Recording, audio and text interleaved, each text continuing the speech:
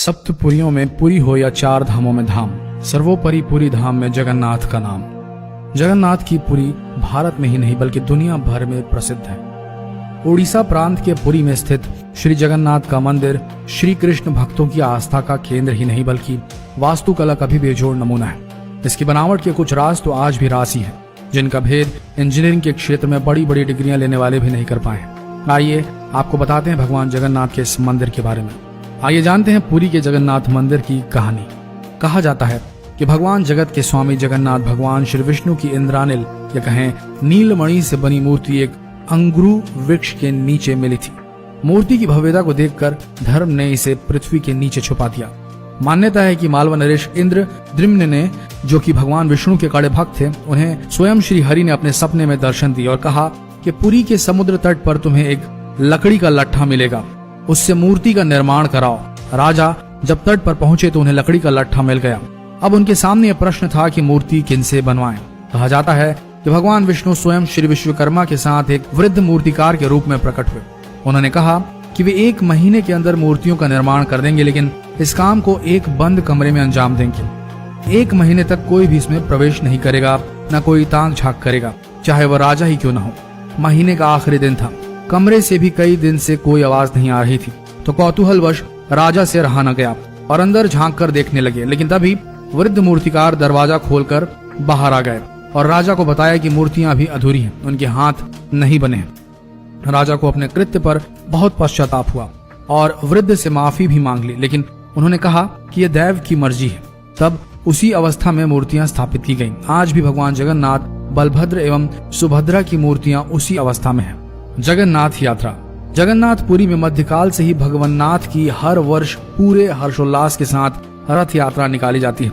इसमें मंदिर के तीनों प्रमुख देवता भगवान जगन्नाथ, बलभद्र और भगिनी सुभद्रा को अलग अलग रथों में पूरी विराजमान किया जाता है। पूरी तरह से सुसज्जित इस रथ यात्रा का नजारा भी भव्य दिखाई देता है। वर्तमान में रथ यात्रा का चलन भारत के अन्य वैष्णव कृष्ण मंदिरों में भी खूब जोरों पर है। अब तो छोटे छोटे शहरों में भी भगवान जगन्नाथ की रथ यात्रा के आयोजन होते हैं। जगन्नाथ मंदिर के आश्चर्य।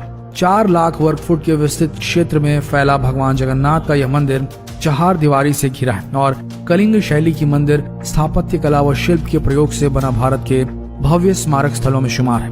मंदिर का मुख्य ढांचा 214 फुट ऊंचे पाषाण चबूतरे पर बना है। मूर्तियां इसके भीतर आंतरिक गर्भगृह में मुख्य देवताओं की मूर्तियां स्थापित है। वैसे तो भारत के बहुत सारे मंदिरों के साथ आश्चर्य जुड़े हुए हैं, लेकिन जगन्नाथ मंदिर से जुड़े आश्चर्य बहुत ही अद्भुत है।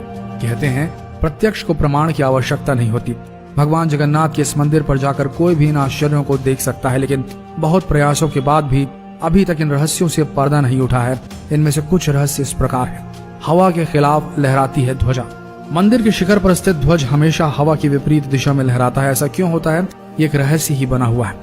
एक और अद्भुत बात इस ध्वज से जुड़ी है, वो ये है कि इसे हर रोज बदला जाता है और बदलने वाला भी उल्टा चढ़कर ध्वज तक पहुंचता है। मान्यता है कि यदि एक दिन ध्वज को ना बदला जाए तो मंदिर के द्वार 18 साल तक बंद हो जाएंगे। सुदर्शन चक्र। मंदिर के शिखर पर ही अष्ट धातु निर्मित सुदर्शन चक्र है। इस चक्र को नील चक्र भी कहा जाता है और इसे बहुत ही पवित्र माना जाता है। इसकी खास बात यह है कि यदि किसी भी कोने से, किसी भी दिशा से इस चक्र को आप देखेंगे तो ऐसा लगता है जैसे इसका मुंह आपकी तरफ है। दुनिया की सबसे बड़ी रसोई। श्री जगन्नाथ के मंदिर में स्थित रसोई दुनिया की सबसे बड़ी रसोई मानी जाती है। इसमें एक साथ 500 के करीब रसोई और 300 के आसपास सहयोगी भगवान के प्रसाद को तैयार करते हैं। दूसरा, प्रसाद पकाने के लिए 7 बर्तनों को एक दूसरे के ऊपर रखा जाता है और प्रसाद पकाने की प्रक्रिया सबसे ऊपर वाले बर्तन से शुरू होती है। मिट्टी के बर्तनों में लकड़ी पर ही प्रसाद पकाया जाता है। सबसे नीचे वाले बर्तन का प्रसाद आखिरी में पकता है। हैरत की बात यह भी है कि मंदिर में प्रसाद कभी भी कम नहीं पड़ता और जैसे ही मंदिर के द्वार बंद होते हैं प्रसाद भी समाप्त हो जाता है। मंदिर के अंदर नहीं सुनती लहरों की आवाज। ये भी किसी रहस्य से कम आपको नहीं लगेगा कि मंदिर के सिंहद्वार से 1 कदम आप अंदर रखें तो आपको समुद्र की लहरों की आवाज सुनाई देना बंद हो जाएगी।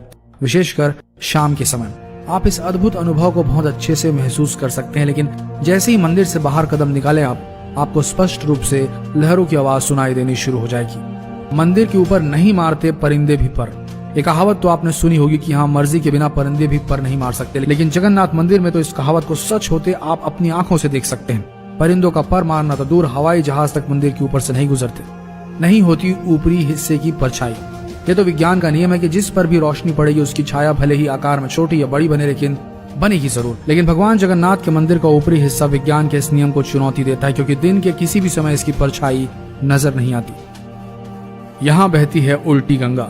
अक्सर समुद्री इलाकों में हवा का रुख दिन के समय समुद्र से धरती की तरफ होता है, जबकि शाम को उसका रुख बदल जाता है और धरती से समुद्र की ओर बहने लगती है। लेकिन यहाँ भगवान जगन्नाथ की माया इसे उल्टा कर देती है और दिन में धरती से समुद्र की ओर व शाम को समुद्र से धरती की ओर हवा का बहाव होता है। कैसे पहुंचे उड़ीसा के जगन्नाथपुरी के धाम? वैसे तो जब भक्त का बुलावा भगवान करते हैं तो वह दुर्गम से दुर्गम स्थल पर भी पहुंच जाता है, और जब उसकी मर्जी नहीं होती तो आंखों के सामने होते हुए भी प्राणी अंदर प्रवेश नहीं कर सकता। जगन्नाथपुरी पहुंचने के लिए रेल, सड़क, वायु किसी भी मार्ग से देश के किसी भी हिस्से से आसानी से पहुंचा जा सकता है। तो दोस्तों, ये थी जगन्नाथपुरी से जुड़ी कुछ रहस्य और कुछ की कहानी। आशा करते हैं वीडियो आप सबको पसंद आया होगा। ऐसे ही वीडियोस के लिए बने रहिए हमारे इस नए पेज शिव पुराण के साथ। धन्यवाद।